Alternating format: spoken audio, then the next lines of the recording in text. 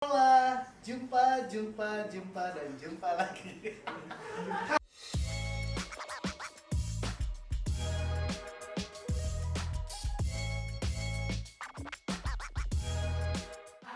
Halo teman-teman, balik lagi bersama gua Benhard, aka Hardetin from Never to Lavish. Jadi hari ini gue mau bikin video untuk menjawab semua pertanyaan teman-teman yang masuk ke DM, dan mungkin banyak juga teman-teman yang sempat nanya di YouTube dari cara custom seperti apa, terus pemilihan catnya kayak gimana, terus bahan sepatu apa aja yang bisa di custom. Pokoknya semua pertanyaan dari teman-teman bakal gue jawab di video ini. Jadi tonton sampai habis, insya Allah video ini akan menjawab semua rasa penasaran kalian. Jadi pertanyaan pertama bagus nih, ini treatment awal sebelum melukis di sepatunya dan apa yang harus dilakukan dulu sama bahan sepatunya. Oke, jadi gue jelasin sedikit. Kalau untuk custom sepatu itu yang pasti pertama kita harus lihat dulu material sepatu ini kulit atau kanvas. Biasanya yang paling umum itu ada dua bahan tersebut. Nah, di sini gue bakal mencontohkan, kita mau gambar misalkan di sepatu yang berbahan kulit. Yang pasti pertama adalah kita harus membuka si tali sepatu. Step kedua, setelah talinya dicopot, yang lo butuhkan adalah masking tape atau lakban kertas. Oke, jadi kita mulai dari masking tape dulu. Yang harus di masking tape adalah area yang tidak digambar. Oke, lanjut ke pertanyaan tadi masih. Nah, yang diperlukan adalah ini namanya aseton. Ini mungkin aseton juga banyak yang nggak tahu. Aseton itu biasanya buat pembersih kuku. Nah, ini wajib, karena mengapa harus pakai aseton? Untuk membuka si pori-pori sepatunya ini, karena kan factory coating ini biasanya bikin ini menjadi licin. Nah itu biasanya cat nggak bisa langsung nempel, jadi itu wajib dihilangin dulu dengan aseton. Oke, jadi itu tadi untuk step-step pertamanya. Sekarang kita lanjut masuk ke pertanyaan kedua. Di sini ada pertanyaan dari, tadi itu pertanyaan dari Bill Satya. Wah, ini salah satu fotografer terkenal nih, teman gue. Keren kan temen gue? Bill. Nah, lanjut ke pertanyaan kedua. Di sini ada pertanyaan dari Nick Praja _ bahan-bahan dasar buat custom apa aja, Bang? Oke. Jadi bahan dasar buat custom yang pasti adalah cat. Di sini ada beberapa jenis cat. Nggak beberapa jenis sih, di sini catnya semua sama, cuma ada dari beberapa brand. Ada yang biasa kita pakai itu umumnya adalah Angelus. Ini salah satu brand dari Amerika.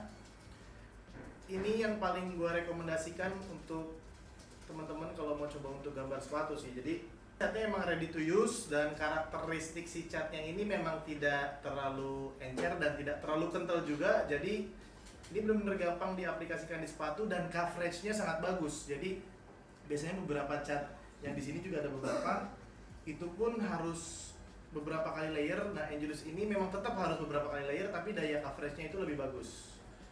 Oke, lanjut. Terus ada juga ini, gua pernah beli ini di Tokopedia.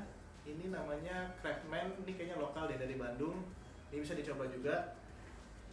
Nah, ini kemarin gua dihubungi oleh salah satu ownernya kayaknya. Namanya Vele. Ini cat kulit juga dan untuk sol. Wah, gue sempet coba, ini catnya bagus. Ini salah satu brand lokal juga. Ini Rolly Monkey. Ini brand lokal juga. Nah, ini punya salah satu artisan NTL juga, waktu itu sempet di sini, dan dia buat cat namanya Mates. Ini punyanya El Prapes. Teman-teman bisa cek. Ini lumayan bagus juga. Lanjut, ini ada salah satu cat brand lokal juga namanya KSJ Leather Paint. Nah, ini juga cukup bagus, tapi baik lagi gue nggak terlalu suka karakteristik cat yang terlalu kental. Nah, ini masih cukup kental menurut gue dan masih perlu dicampur. Jadi gue biasanya tetap masih lebih prefer Angelus. Kalau emang teman-teman suka karakteristik dengan cat yang tidak terlalu kental juga, teman-teman bisa coba gitu. Oke. Terus, nah ini dari Turki, ini made in Turki. Ini gue biasa juga pakai kalau untuk custom jaket. Ini namanya Cadence. Anak-anak di sini justru nyebutnya bukan Cadence, hybrid. Jadi untuk bahan-bahan dasarnya, untuk catnya tadi udah gue jelasin. Terus kita, ini ada beberapa peralatan. Yang kita butuhkan selain cat adalah palet. Lalu ada Ada kuas juga di sini. Kuasnya ada beberapa jenis. Dari yang biasanya kita untuk coloring itu biasanya karakteristiknya kuasnya harus yang pipih kayak gini nih. Gitu. Terus ada kuas detailing itu nih kecil gini. Oke, tadi cat, kuas, dan ada lagi biasanya teman-teman kalau mau coloringnya lebih cepat, biasanya kalau yang mau ngecat semua full segala macam atau gambar-gambar yang efek-efeknya gradasinya lebih halus segala macam itu pakai airbrush. Bang, airbrushnya pakai merek apa, pakai kayak gimana? Ini terlihatnya sama, hampir sama ya, beda warna. Ini belakangnya doang. Fungsinya juga sama. Cuma yang membedakan yang ini yang kanan, yang di tangan kanan gue ini yang harganya cukup mahal, yang ini yang sangat murah. Yang ini harganya 3,5 juta, yang ini harganya 160.000. Tapi secara fungsi ini sama, yang ngebedain adalah detailnya ini bisa lebih kecil. Ini bisa kecil tapi tetap tepinya ngeblur. Kalau ini benar-benar bisa rapi, solid kayak kita gambar pakai pulpen. Oke, jadi tadi udah gue jelasin juga tentang airbrush. Oh, yang penting selain kalian mau gambar pakai airbrush, yang wajib kalian punya ya kalau mau gambar pakai ini kalian harus punya kompresor. Kompresornya juga ada banyak jenisnya. Kalau kalian mau tanya-tanya nanti mesinnya mereknya apa, terus belinya di mana, itu langsung gue jawab di DM aja. Kita bisa lanjut ke pertanyaan berikutnya. Tekniknya gimana? Gue hari ini nggak akan menggambari sepatu, tapi gue akan kasih tahu ke teman-teman caranya seperti apa secara goib. Goib. Step pertama itu adalah sketching. Nah, jadi pada tahapan proses sketching ini gua merekomendasikan untuk teman-teman yang kalau mau mengikuti cara gua itu sketchingnya dengan warna yang terang. Di sini biasanya gua menggunakan warna kuning atau pokoknya warna apapun yang terang kayak gini, misalnya kayak warna krem itu bisa juga. Pokoknya warna yang terang. Kenapa?